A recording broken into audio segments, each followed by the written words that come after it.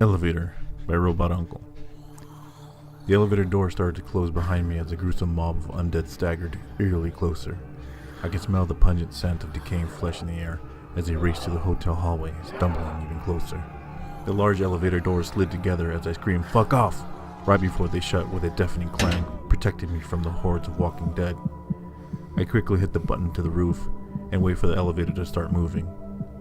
Exhausted, I plant myself on the floor and lay back against the wall. I can feel my lungs burning from the struggle and the mad sprint I had just gone through to escape. I try to relax and slow my breathing. I whisper to myself a calming mantra, desperate to regain my composure.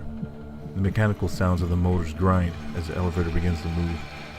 Then before I know it, the power goes out and I'm left in the dark.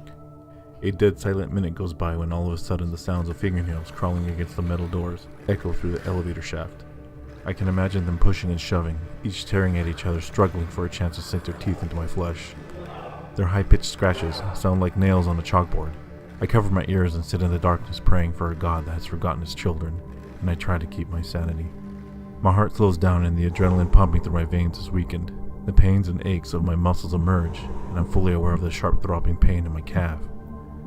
I remember the small flashlight in my keychain, and I quickly pull it out of my pocket and disconnect it from the keyring. I switch it on and place it in my mouth to free my hands. Gently, I pull my pant leg up and examine the calf, and just as I figured, I had been bitten. I can feel the blood drain out of my face and settle in the pit of my stomach. The sharp cold emptiness deep inside swallowed any hope I had. I knew it was only a matter of time before I would become like those creatures, clawing at the other side of the elevator door. 3 weeks ago, I was sitting across from my wife at the breakfast table, eating my last piece of toast.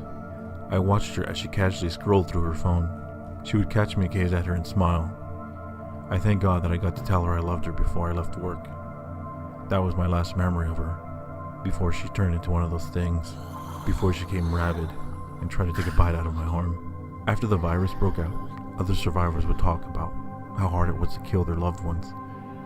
But for me, I didn't have a problem with it, because when I looked into her eyes, I knew she wasn't there anymore. It was her body, but her soul was gone. So my last memory will never be jamming a steak knife through her temple, but the last passionate kiss on her porch before I left work that morning. I'm starting to feel stiff, and it aches every time I move.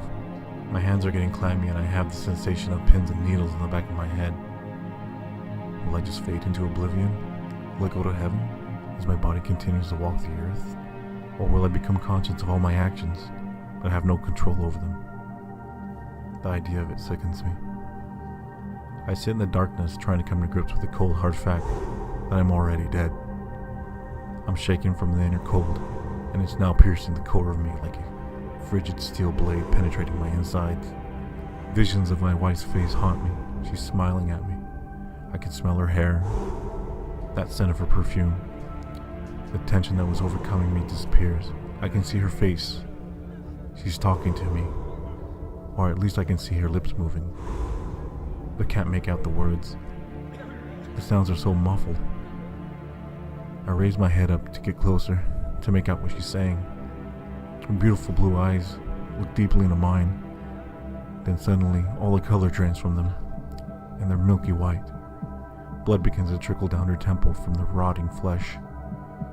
She snarls at me and snaps in my face. I don't want to remember her this way. My screams echo through the darkness of the elevator shaft, exciting the undead outside the doors. The moans, the grunts, the scratching start up again. This time, the horde noises comfort me. Then I realize my heart is no longer beating. I'm still thinking about my wife. Now, I just want to know what it would be like to eat her face.